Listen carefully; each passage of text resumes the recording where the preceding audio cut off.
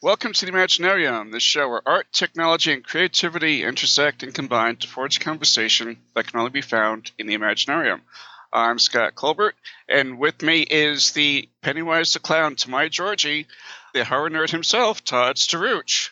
Hey, Scott. I like that one. Yeah, I thought that was pretty good. I didn't know if Georgie was going to be a little bit too obscure, but I figured anybody who has read it will know who Georgie is. Exactly. We all float down here.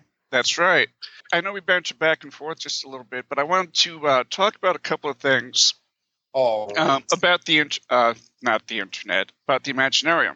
When I posted the show notes for last week's episode, I made the comment that Imaginarium is going to be going on hiatus after this show airs, which will be this coming Monday, and it'll be off until we do the Halloween show, which is going to be, I think it's the 21st we record that. And so for a couple of weeks, we're going to be off the air, and that has more to do with my taking some personal time and getting things situated in my life. However, I do want to say that because I'm doing that, that had nothing to do, somewhat rumors going around that the Supernauts are shutting down, because that's not true. Abe is going to be leaving the Supernauts, but there was going to be some of us who are going to try and carry it on. And even if that doesn't work, the Imaginarium will still go on another website, probably my blog, my webpage. So regardless of what happens, Imaginarium is here to stay. I've worked too hard to get where it's at today. So I just thought I would clear some of that up. Yep, I'm glad you did, Scott. As always, anything I can do to help you with that, I am at your disposal. I enjoy doing the show. And as they say, the show must go on. We will be assaulting listeners' ears with our banter for a long time to come. Absolutely. And with the Halloween show will come a new name for the show. It's going to be called Scott and Todd's Imaginarium. Or actually, it's the Imaginarium with Scott and Todd. I got that backwards. And we have a little bit of a new logo. So we're going to have a little bit of a facelift, a little bit of a boob job on the show, you know. Nice. So it's something to look forward to. And the Halloween show is going to kick ass because it's got yourself, Jerry Janda, myself. Wade is going to be coming on, and he probably will be as drunk as he was last time he was on. That should be entertaining. Yeah, well, and he's got a couple of... Well, it's funny because he has a couple of horror movies coming out, and I have it recorded on one of our shows. He said he would never do a horror movie, even though he likes watching them. He would never do one, and then he did too. So we can give him shit for that. So now we'll just prove that he's a filthy liar. Absolutely. Oh, and Keelan Patrick Burke is going to be on as well. Our Awesome. favorite Irish writer. Yeah. Wow. With all of that said, our guest today is somebody who's been on before. He was one of my favorite guests from my solo days at Imaginarium. He was the writer-director of Fear, and he has a brand new movie out, Prisoner. And so, welcome back, Steve Kahn. Thank you, Scott and Todd. It's great to be here. I'm going to congratulate you again on Fear, because that was, as I said, the last time you were on, that was a kick-ass movie, and it's done very well on the circuit. Yeah. We're still on the circuit, but yeah, it's been doing well. So you can't complain. It's going to a lot of small film festivals, and the thing is, it's so funny because the festival director asked me to go, and just you have to travel around the world and follow these films. It's a tough thing, but it's been fun.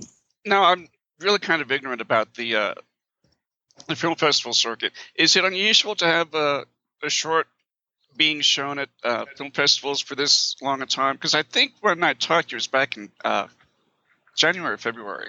Yeah, it's they usually go for about a year and a half. But I've had friends who have had films and festivals for years and years. It's so amazing. So I'm in the same mindset too. It's after about a year, it seems that things are kind of slowing down, and they go to the net.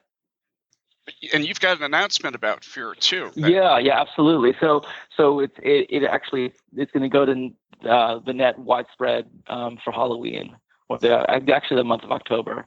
And Scott, your show is the first place I'm announcing that on. So I'm excited because a lot of people want to see the film. They ask me where to see it, and I said, well, we're going to play in Utah at the Red Rivers Festival in a week, so we can go there. But it's just the net is just so much easier, and so we're going to the net. So excited! I'm really excited about that. Very cool. And I'm excited about having that announcement. And big fan of Fear. We'll definitely post a link to that on the show page when it becomes available. Yeah, so it's so funny because the net is just where things should really just go right away, but then we still live by this old school film festival kind of mentality too, which you kind of, as a filmmaker, you really kind of have to follow just if you want to get the best promotional vehicle. So, but yeah, I wish I could just have released this to the net about a year ago when it was just out, because I think, if you want to be seen, that's really where you're seen. That takes a lot of dedication and energy, not to mention money, to go through that film circuit. It really does. It really does. Yeah. And it's so funny because it's just, I look at it like it's just like a necessary evil, just something you just have to do as a filmmaker. Not that I love it, but I just think it's necessary. Well, but you also get to travel. Yeah. Well, yeah, that's true a little bit. Steve, just a question for about film festivals. Being that I'm someone who judges in a couple of festivals here or there and goes to a lot of them, how do you manage to navigate the dizzying array of festivals that are out there now? Even if you go to a site like filmfreeway.com, for example, there's literally hundreds. Oh yeah. How do you decide? Okay, I'm gonna submit to this one, but not this one.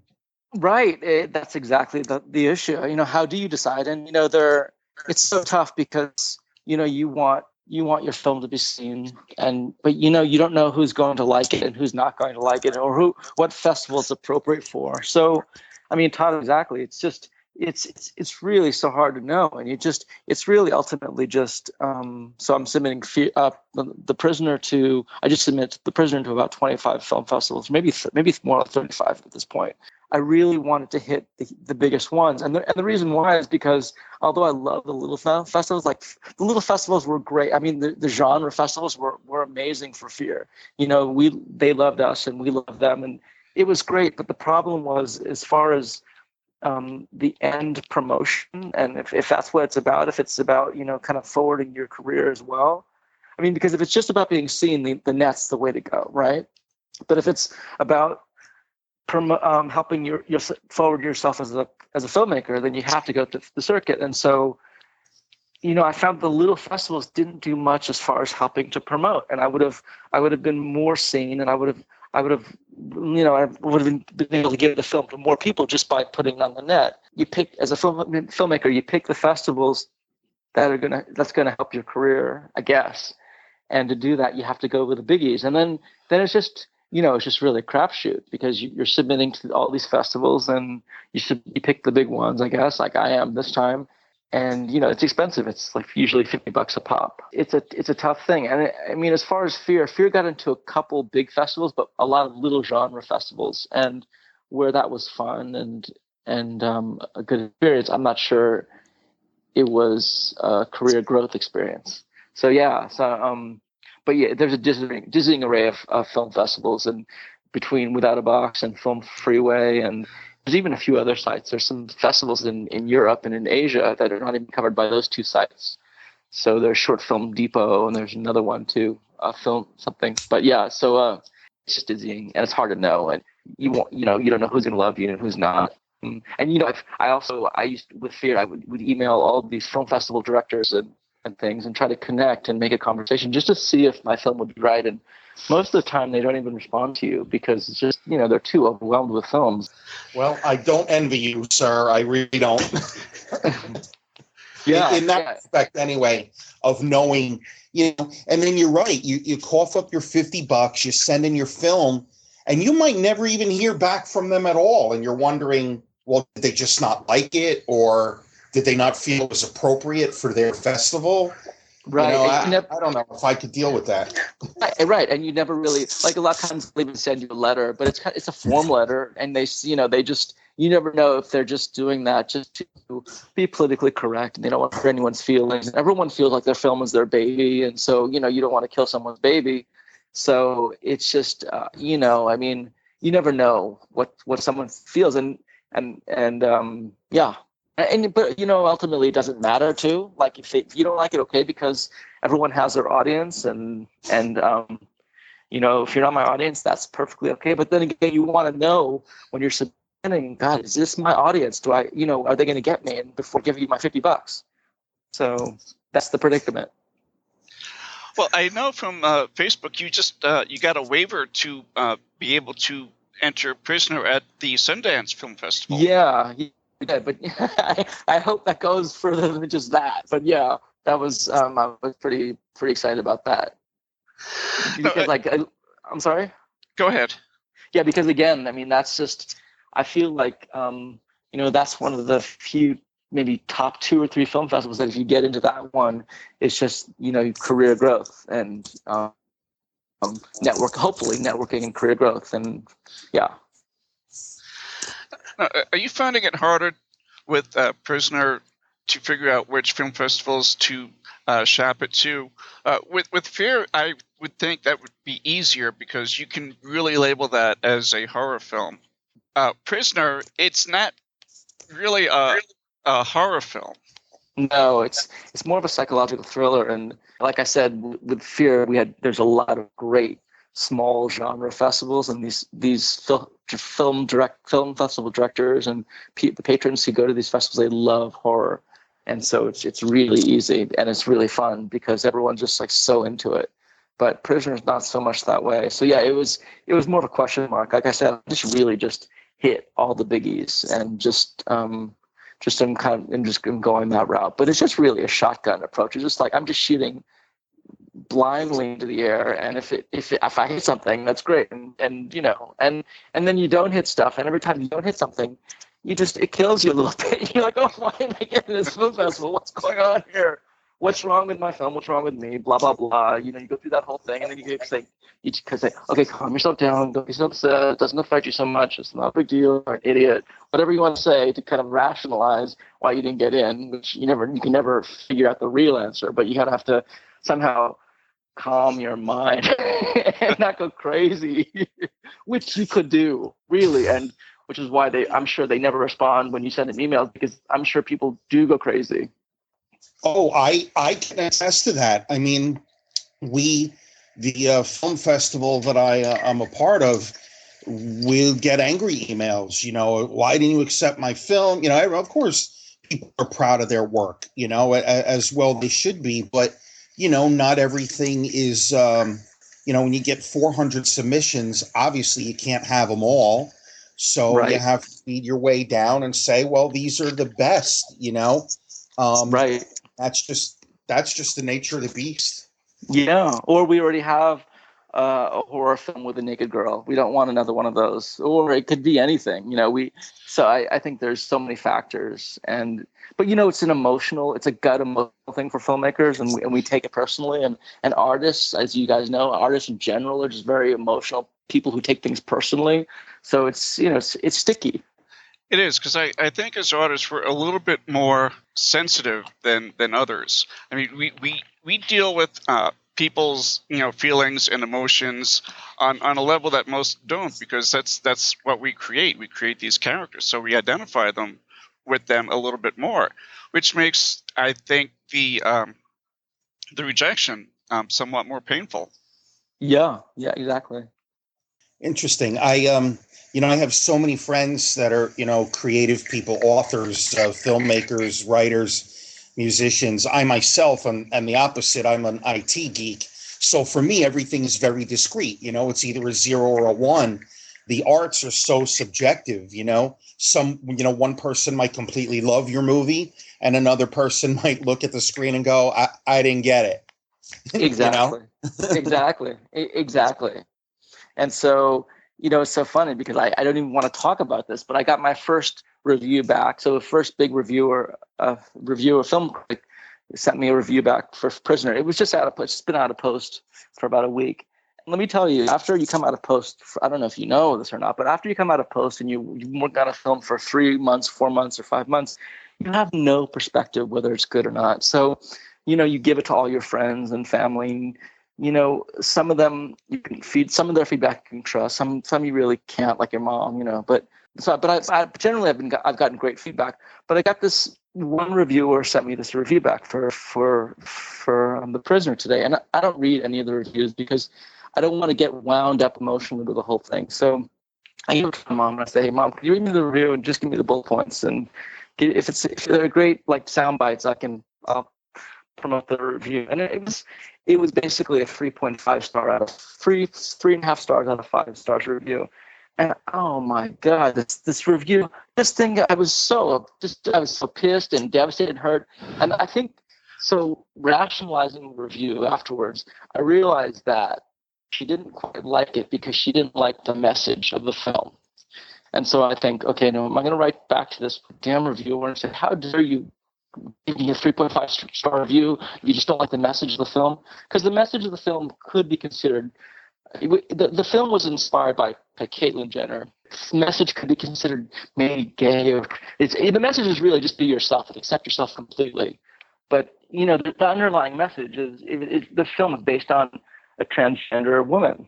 So I feel like she didn't like that. She thought I was pushing a political message too much.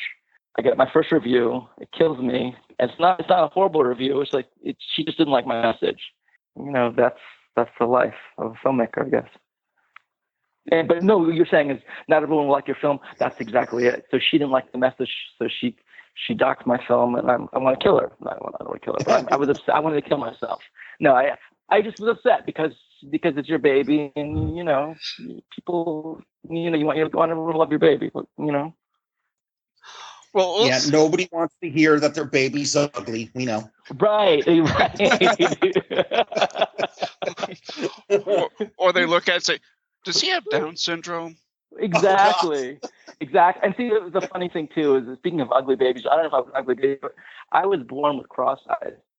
So when I was a little kid, my folks gave me an operation, but for me is kind of what I hid away my whole life. So The Prisoner is kind of about accepting yourself. And for the longest time when I was an actor, I would go to these casting directors and just be scared to death that they saw that my eyes were crossing, or I would take pictures and I would have to Photoshop half of the pictures because my eyes were crossed in them, or just on and on stuff like that.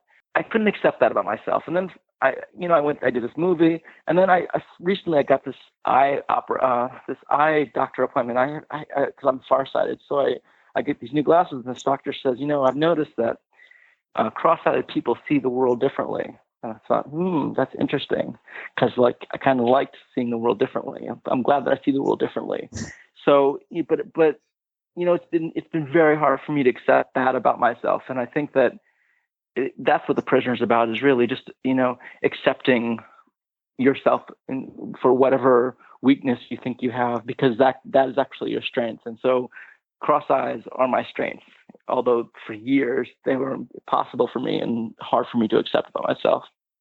Well, I think also as we get older, some of those, what I might call imperfections that we have, or what we think we have about ourselves, they seem to be less important, because I think we just more mature and we reach a point where we say, you know what, fuck it. That's just how it is, and you either like it or you don't. Yeah. Well, it's tough when you're so narcissistic as I am, but yeah, I agree, Scott. Fortunately, I'm not in front of the camera, so I don't have to worry about that too much. Yeah, it's a safer place to be in sometimes. So how do you deal with that then, when you get a review like you got today? Now, and it's 3.5 out of 5 stars, so theoretically, just on a score base, that's not a bad review. Well, to me, it's a horrible review. I mean, to me, it's like how it feels horrible, because ultimately, I mean, for me, it's like, a review is really not, because I really accept that some people don't like my film, some people will, but a review really is a promotional vehicle. So if it's a good review, I can really use it to help promote. And if it's an average review or a weak review. I can't. So that's really why how I look at them. But I really deal with them, but not by not reading them, because I don't want to get upset. And I kind of was tempted to email this reviewer back and say, it's not right if you don't like the film because you don't like the message. If it's a political message you don't like, you have a problem with gay people or transgender people or whatever, you didn't review the movie. You just reviewed the social issue. She said I was hitting people over the head with the issue.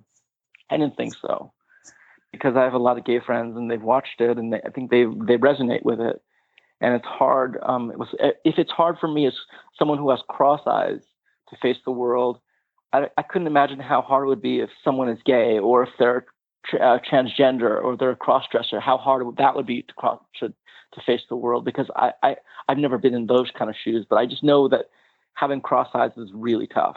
But I wanted to email her back, and I wanted to say that and say that's not a good basis, but I just let it go and just said, there's no reason to get into a fight with someone. It's not going to do anything. She's just going to stick to her guns more.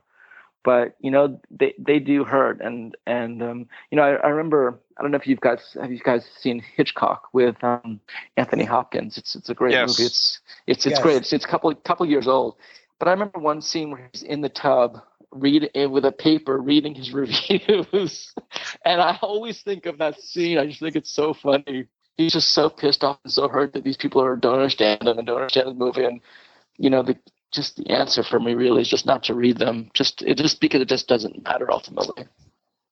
A good friend of mine who's a filmmaker and a radio personality and just an all around creative person. We had a conversation about this, and I think he put it the best. He put it in a way that I could understand. He said, when you're going to make a movie or you're going to write a story or you're going to write a song, whatever it might be, do it because it makes you happy and it's a work that you're proud of. The chips will fall where they may. You will never be able to control how someone else views your art. So do what makes you happy, and then you can never go wrong. So that woman didn't like your movie. Okay. Yeah. So I think that's the exact answer. That's it. It's just do what you like. But ultimately, I mean, secretly, there's an underlying desire to have everyone like you and understand you. I think that's just part of human nature. It's just sure. Yeah. It's almost like it's instinctual. It's like it's something that goes back way back in our social genetics. We just want to be liked. We just want to be, but it's not always possible. Oh, please! I've always said that anybody who claims that they don't care what people think about them is a liar. Yeah.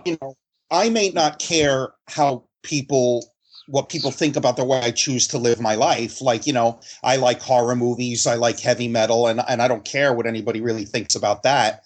But I still want people to think I'm a good person, or what have you. So I've always said anyone who says they don't care what people think about them is a liar. It's very true. It's very true. Yeah. And this is even tougher because, when you have your friends, and you're with them face to face, if you get into a fight or there's a disagreement, you can smile and hug it out and you can be friends and they love you again. But with a reviewer, they've never met you, you've never met them. And it's just, there's this big distance. And so they're just seeing a part of you. They're seeing your baby and they're saying, oh, your baby's only 3.5 stars. It's, it's kind of for me, that's like a 50%. That's kind of an ugly baby. And I'm like, oh, you get hurt. You're just like, oh my God. So, fair enough. Yeah. Okay. Well, I didn't think about it until you just said that. Wow. If my kid was only 50% good looking, yeah, maybe I. Yeah. Then I hope it's my 50% good looking. Exactly. That's funny. You said that you had based Prisoner on Caitlyn Jenner. What was it about her story? And I think I pretty much know the answer to this, but what was it about her story that inspired Prisoner? Well, it's so interesting because I used to watch TMZ and they would cover Bruce Jenner before he went through the whole change, And, you know, I would watch it and just laugh at the guy. I really had no compassion or sympathy because I felt like, you know, he was in the Kardashians. I feel like, you know, they are getting all the fame and the glory, and he was kind of pushed into this corner, and he was kind of a sad guy. So TMZ would cover him all the time, and I was just interested. And but I felt like I had not much compassion. I just felt nothing.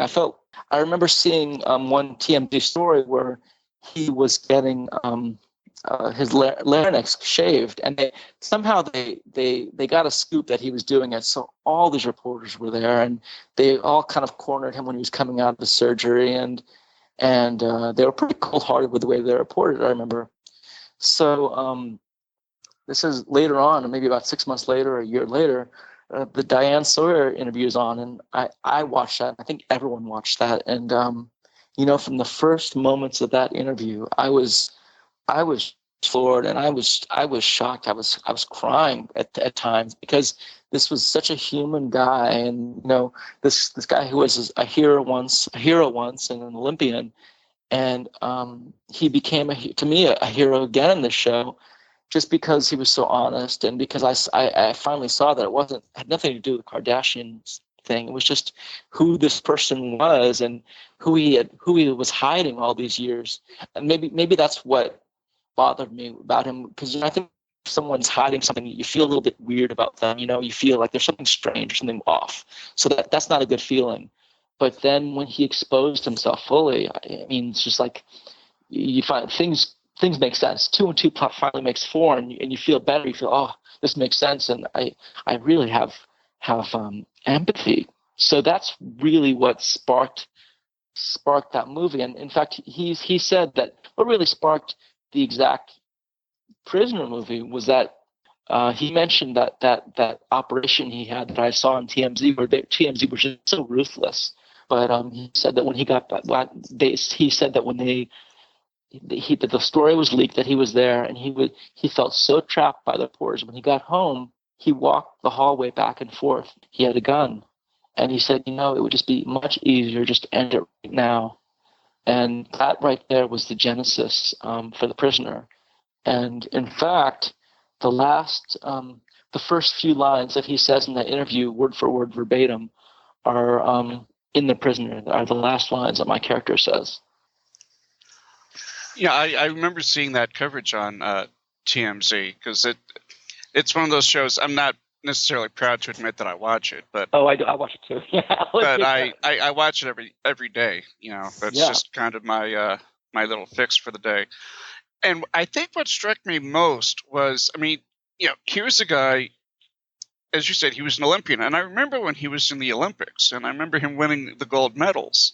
You know, he's hooked up with the Kardashians. He's in this reality show that he probably really didn't even want to be in, but just by association, he had to. He's got, you know, a lot of money. He made a lot of smart investments over the years. You would think that a person like him would be on top of the world, yet it took him until he was 65 to really become comfortable with himself. All of that time, I don't want to say wasted, but being unhappy and being stuck in a persona that he wasn't comfortable in. I mean, right. But you know, I think that that's a very common thing in our world. I think it's very hard for people to be themselves fully, you know, and I think that that's the idea, is not to do that. And I think if, you know, someone like Bruce Jenner can't do it for 65 years, it just, you know, it just shows where we're at. I admit, Steve, I was with you for a while. I admit that I didn't really have a lot of sympathy initially. I've said that all along, because part of me said, because I too remember when Bruce Jenner was in the Olympics. I was just a kid, but I do remember, you know, what a big deal it was. And then, like, no one had thought about Bruce Jenner for 30 years, you know. And then even on the Kardashians, he was certainly not the focus of the show. And then all of a sudden he comes out with this announcement, and it was a little easy to think, oh, well, this is attention seeking. Right. But then something clicked in my brain and said, you know, this is how I know that this is not a choice, in the sense that who would choose to be the subject of such derision and ridicule and intense scrutiny, Yeah. Who would choose that? And I think that's, that ridicule is what holds a lot of people back from doing what they really want and from being who they really are. Yeah, I know what it's like. In my mind, I'm a powerful wizard. Right. So. Yeah, no, but you are. And so that's the thing. You need to be that powerful wizard. And so when you become that, you open yourself up to such an extent that not only will you make yourself happy, so you walk around being happy because you say, this is who I am. I'm the wizard. And so you feel great. So right there, if nothing else, if you cast no spells, you're making the world great because you're just being happy and you're being yourself. But then think about all the great spells you could cast, and that would be even better. Yeah, I just want to smite people with firebolts, really. Right? Yeah. Well, yeah. There are some people. The reviewer that my reviewer today. I'll take care of that for you, Steve. Thank you. Don't worry. Smite her down. I think there was a lot of compassion for Caitlin at the beginning, and it's and this is how things can turn just on a dime, and it shows really the power in a negative way, I think, about the internet, because he was on the Ellen Show not that long ago, and he wasn't necessarily a big supporter of gay marriage. Yeah, that's amazing. Yeah, and I think people forget. I mean, he may be transgender, and he may be part of the community, the gay community, the LGBT community, I guess I should say. But he's still 65, and he still has a mindset of somebody who grew up in a totally different era. And I understand that totally. When I was growing up, I knew I was gay from a very, very early age. But back in the 70s and towards the early 80s, it was not necessarily as easy to come out as it is now. Yeah.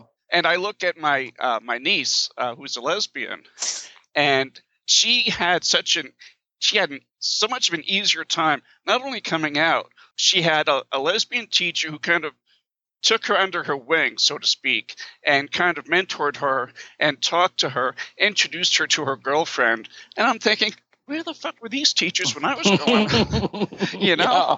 So it's a totally different world. Part of me is a little bit jealous of that, but part of me still, remembers and reacts to society as I did as when I was growing up. And I think that's part of what Caitlyn Jenner is doing too. I think you're right, because she's a product of her generation, right? And so it's interesting that she doesn't believe in gay marriage, and also it's interesting that she doesn't really know her sexuality. Yeah, I find that fascinating. I had so many conversations with this about people, because in the circles that I work in with the horror community, the goth community, what have you, I've run across all kinds of people: gay, straight, transvestite, transsexual. I take each person as they come. I don't really care what their slant is, but I freely admit that I was not always like that. Back in my younger days, growing up, I was probably not as nice to gay people as I should have been. And not by no stretch am I making excuses, but as Scott, you pointed out, it was a different time. We were not perhaps as enlightened as we should be. The wheels turn slowly sometimes, though. In some ways, we're genetically programmed to sort of fear what is different from us. Mm-hmm. Yeah. And again, not to make excuses, but that's sort of how it is. And I think of just how far we've come in a short time. As even when I was in college 20 years ago, no one would have even dreamt of same-sex marriage. Things have moved quickly. Yeah, well, that certainly was like a pipe dream when I was growing up, and even when I was becoming college age, and in the mid 80s, when sexuality was becoming a lot more fluid. I guess I should. Well, maybe that's a poor choice of words, but the mentality of being homophobic was kind of lessening. I mean, the 80s was just everybody was fucking everybody back then. So, Well, at least in my group of friends, I should say. You had a fun group. I had a very fun group. I think Caitlin is getting kind of a bum deal on that, and but people are so quick to react without thinking things through about it. Yeah, it'll be interesting to see if she can keep up her to her public approval. I mean, I'm sure that's important to her.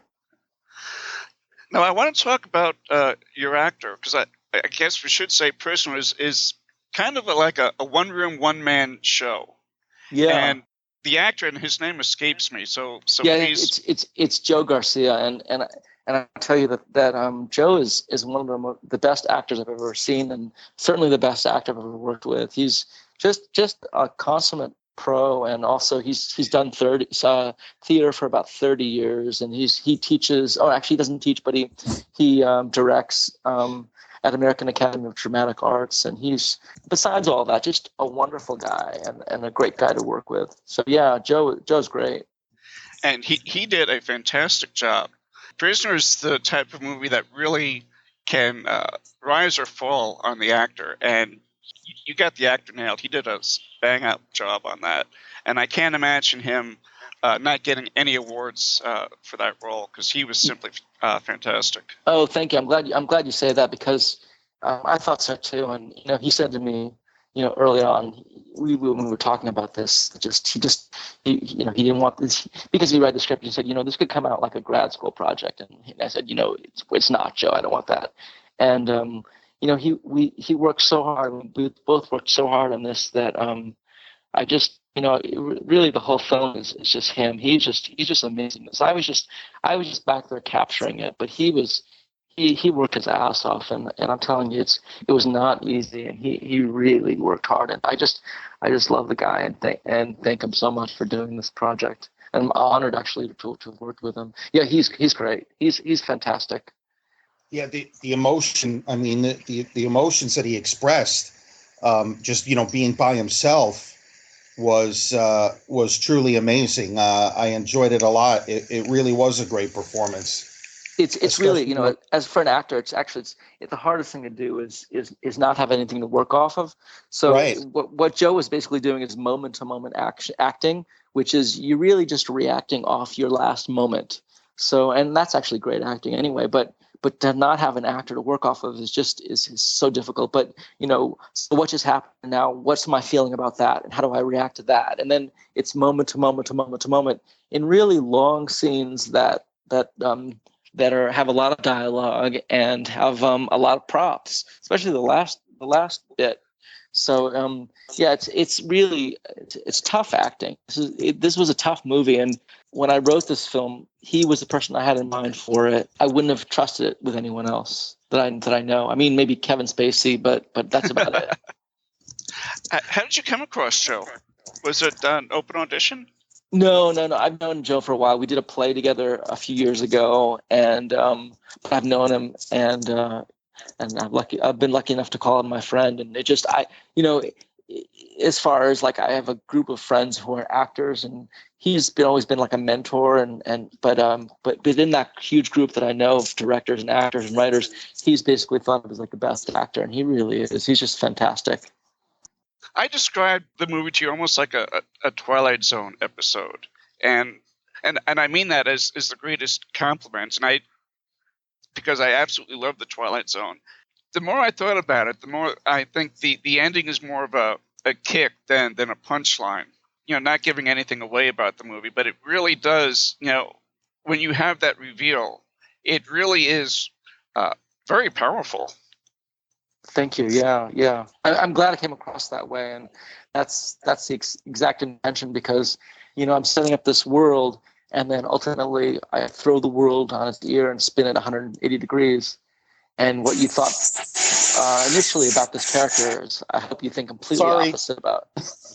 Prisoner is really kind of, as far as directing style goes and tone goes, it's almost the polar opposite of Fear. When you were coming up with the next project after Fear, did you purposely want to do something totally different from Fear? After Fear, I wrote several projects, and I went through a week, a week where I'd work on this project and this one. I'd kind of get things ready for. I have several that I've written. When I saw that Caitlyn Jenner, Diane Sawyer interview, I was just sparked to write this and go with it right away, because it hit me more than anything else I was working on. I just felt like I had to say this, and it is actually really opposite of Fear. It's just there's a lot of dialogue and a lot of heavy dramatic acting, whereas Fear was kind of very not that way.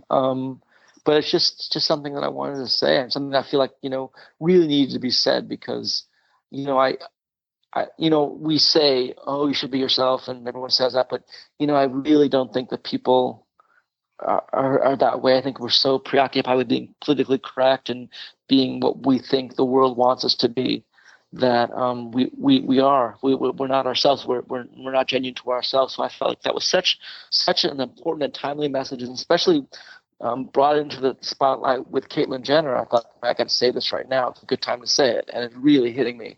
So that's why I went with this one. Going back to the review for just a minute, her saying that you were trying to make too much of a statement. I don't know. I think sometimes, whether it's a filmmaker or a writer or any type of artist, really, sometimes I think we need to, show the world the way that we see it, and sometimes that means having to take a stand and make a statement. I think she's viewing that movie in the wrong way. I mean, sometimes you just have to take sides. Yeah, absolutely. And I mean, absolutely. I think, great art should have an axe to grind. It should have a social statement. It should say something, and it should have meaning. That to me is the best kind of art. And so, yeah, I mean, I feel that the problem is that when people don't have your side, or they can't see past their own, then yeah, of course there's going to be friction, and friction is a good thing. So you want that, and even if it's a crappy review or a damn reviewer who has power to have something blasted all over the net about an ugly baby that you just made, you still want to be able to offend some people, because otherwise there's no statement to make if everyone agrees with you anyway. So yeah, I'm sure that there will be people that don't agree, and there will be film festivals that will flatly reject us because they don't like the statement, and that's probably a good thing. Art should provoke, as far as I'm concerned. I want a film that maybe makes me squirm in my chair a little bit, or avert my gaze for a second, or at a bare minimum, at least make me sit and think, about what I saw. And The Prisoner definitely did that for me. I'm glad it did. I'm very glad. And I think that the problem is that so much of the movies today, and not really TV, because I think TV is great. I mean, TV is so damn good, but so many of the movies today just don't provoke anything, that we get used to that crap, and we get used to not being provoked. So then when we're not used to it. It's a strange feeling. Well, you used the word offended, a couple of seconds ago, and while I think it's one of the most overused words in the English language today, I completely understood what you were trying to say. And I think too many filmmakers, you have two camps. You have one camp that's afraid to say anything because they're afraid of offending someone and being hurt in that way. And then you have other filmmakers that I think are just out to, like, a shock and awe kind of a thing, to say, let me see how many atrocities I can throw up on the screen at once. Exactly. To see if I can get people to storm out of my film. And exactly. that does nothing for me either. Exactly. I agree with you 100%, Todd. Exactly. And that's the problem, because, and so much of our culture is like that, where, in film where it's just all about that. And especially horror, actually. Yeah, I want, with horror movies, I want some intensity. I want some dread. I want some suspense. Look, I can be a gorehound like anybody. I just saw The Green Inferno, and I liked it a lot. I thought it was pretty brutal, had some good gore in it, but it also had a lot of tension and a sense of dread. Anybody can throw buckets of blood up on the screen, right. It's easy. Yeah, well, who didn't someone say that every zombie movie is about something other than zombie movies? It's about some social issue. And when you think about the great horror films like The Exorcist or The Omen, or just, I mean, there was so much going on. Yeah, there's always in any good horror, I think there's always a certain subtext to it. Stephen King's Salem's Lot, sure, it's about vampires, but it's also a lot about how small towns work. So, but unfortunately, a lot of films today I feel aren't that way. But then again, like I was saying with TV, I mean, I don't know if you've seen Narcos, but Netflix is putting up some great stuff. It's a great episodics, and the movie industry better catch up. You're actually right about that. This is something we talked about on the Super Nights debate show a year ago, about if television has reached its golden age. And at the time, I wasn't quite so sure about that. But now, looking at a lot of the shows that have come out, and even some of the shows from the past few years, there is a renaissance in TV that I never thought was going to be possible. And yeah. I find a lot of what I see on television, whether it's on Netflix, or far more interesting than what I see in the movies. Absolutely, I agree. Yeah. So hopefully the movie industry will catch up. I think that there's just pressures to with them for either huge gore or huge special effects just because sell internationally. And so and I even feel that way a little bit with The Prisoner. I kind of wonder, should I submit this to Chinese film festivals or Korean film festivals, because it's dialogue heavy, whereas Fear was just a naked girl most of the time, which is easy. It's just, you don't have to understand the language other than the body language. So yeah, and pretty much any film festival, naked girl, all right, you're in. Yeah. Yeah, I wish it were that easy, but actually we were actually banned from, we were not banned, but we got a letter from one festival, a really sweet letter actually saying, we love my film, but we can't show nudity. And so I thought, this is really, I mean, there was some nudity, but there really wasn't much nudity. But but it was interesting because they passed on the film because of nudity. And, that's funny because, and I think I told this to you on the last show, there's a point, and it's really for me, it was very early in the movie. You just stop thinking about her not wearing clothes. It doesn't really register that she's naked. You're just used to it. Yeah, it's not gratuitous. I know Todd's disappointed about non-gratuitous nudity, but yeah, well, I mean, absolutely. Well, I mean, it's funny. Todd, I actually have to agree with Todd. I mean, the thing is, I cast a beautiful girl who had a great body for that film because I knew she was going to be nude most of the time. So it's nice to look at a beautiful naked girl. There is a rumor going around that I would agree with you on that. I don't know how it got started, but there is a rumor that I do like attractive women. Yeah, it's so odd of you to say that. I know, it's weird, right? It's strange.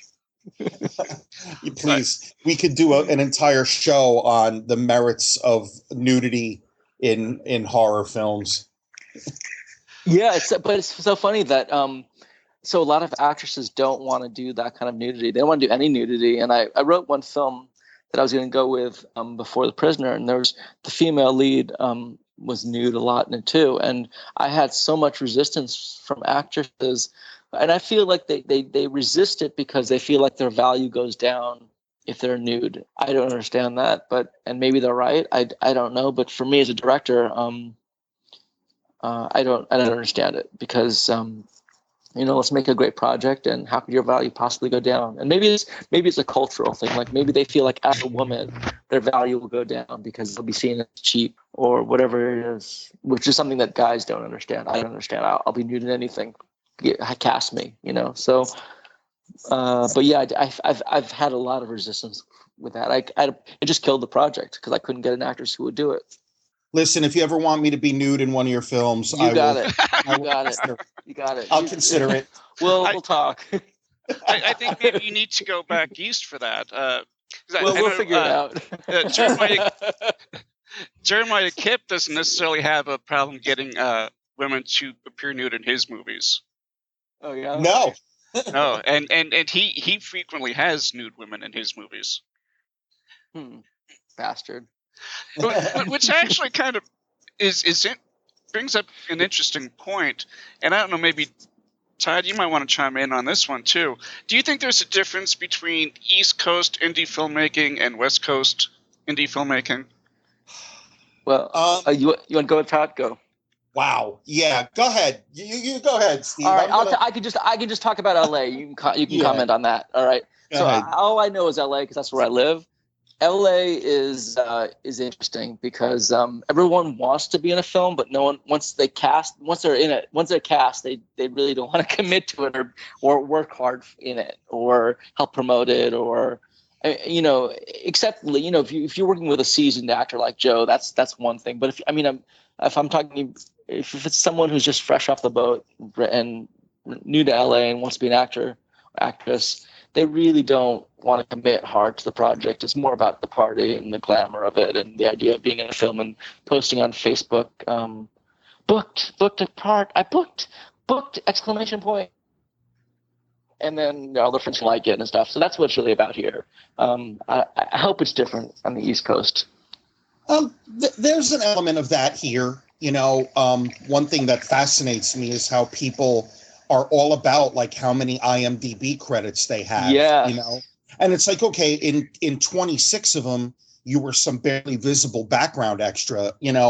I've been in a few indie films, but I was a guy sitting at the bar in the background. So I don't make a big deal out of it, Right. One thing I'm fascinated by, and I see this at the festivals, East Coast filmmakers are much more collaborative, and they're sort of in touch with one another, and they know who each other are.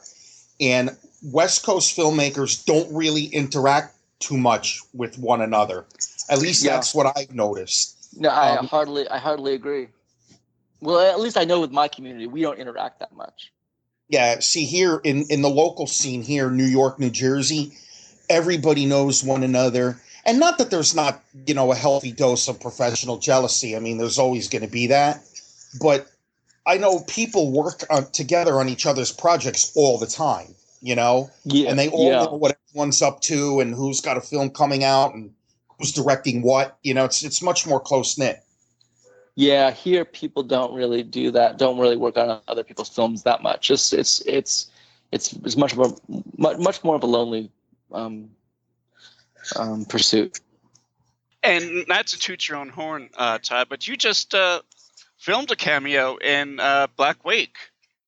I Jeremiah did. Kipp's new movie, written by Jerry Janda. Yep, and I can now say that I was in a film with Eric Roberts and Tom Sizemore. Oh, wow.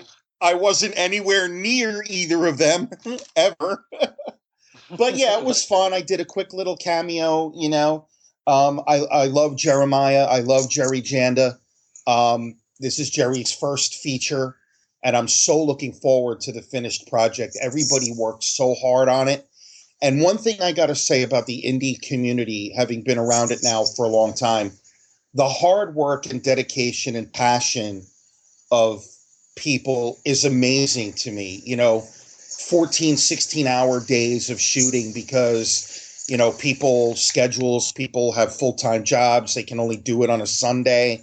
So, Steve, guys like you and others like you, I give all the credit in the world for all the hard work and dedication that I see you putting into these projects. It really is amazing to me. Well, thank you. But for me and all those guys, it's really a work of passion and love, and that's the only way we could keep this up for more than one film. Because, like you say, after working 16-hour days and just so much work in post and editing and getting things together and coordinating people and locations, you just don't want to do it unless you love it. There's no way. It's because it's really tough. It's really not always usually not a glamorous thing, not a fun thing. I mean, if you're there just to say action, if that's like why you're the director, or if you're an actress just to get an IMDb credit, it gets old really fast. And on that note, I think we will wrap this up. Oh, well, let me ask this, Steve. What's next? Good question. So Fear's coming out for Halloween. Excited about that. Hopefully Prisoner will do well at film festivals. I'm hoping that we go to Sundance. I have friends who say, "Oh, for sure you're in," and then they get my hopes up. And then some reviewer were like, "This lady today will bash me on the rocks." So the roller coaster ride of that is of course fun and coming up, and I'm looking forward to that. Not really, but I am. And I don't know. People have said that Prisoner should be a feature project, and I don't know. I mean, I don't have an idea for it yet, so I guess it's just those kind of things. Maybe I'm always kind of writing, so maybe something will pop up and I'll go with it. Maybe another kind of Caitlyn Jenner story will grab me and I'll go with that. So I don't know. Otherwise, I guess that's about it. Any last questions, Todd? Yeah. What is your favorite recent horror film that you've seen? I haven't seen a horror. I haven't seen anything in such a long time. It's horrible. No, I always like to just dream up some weird question at the end. So that was the one for today. Yeah, I don't have any. What's I don't know. I mean, my favorite thing that I've seen recently is Narcos, because I'm hooked on this damn show. And my friend Danielle Kennedy, who's this amazing actress, is in the show, and so it's fun to watch her. But I've been kind of binge watching on that. But God, I have another set of friends who are going directing a horror film starting next week. So I kind of wish them well. But I haven't seen anything new. What's your favorite horror film? What am I missing? The Visit was out. Green Inferno. I like the Green Inferno a lot, but I'm a fan of those cannibal movies from the 70s and the 80s. So I dug it a lot. Well, your review has made me actually kind of interested in going to see it. I think, I'm not necessarily the biggest Eli Roth fan. The way that you described it in your review on Facebook today, Todd, really kind of piqued my interest. So I may go actually take a peek at that. Yeah, it's worth a watch. I'm not a huge Eli Roth fan either. I know we're wrapping it up. But I don't really even care about that. I just take each film as it comes, and I'll either like it or I won't, Well, Steve, thanks for coming on again. I really appreciate it. Thanks so much, Scott. It was a pleasure. Was mine. Thank you, Todd. Good luck with The Prisoner and getting that shopped around at all the film festivals. I have a feeling that it's going to do well, because I really, truly enjoyed that. And I think it's going to spark a lot of talk. Thank you. I hope so. Thank you. And if you like the Imaginarium, go ahead and leave us a review or rate us up on iTunes. And be sure to check out the other podcasts on the Supernauts Network at thesupernauts.com, including Jailbait, my show with Wade Radford, and the Weekday Matinee, the new show I have with Jerry Janda. And until next time, may all your journeys be filled with pure imagination.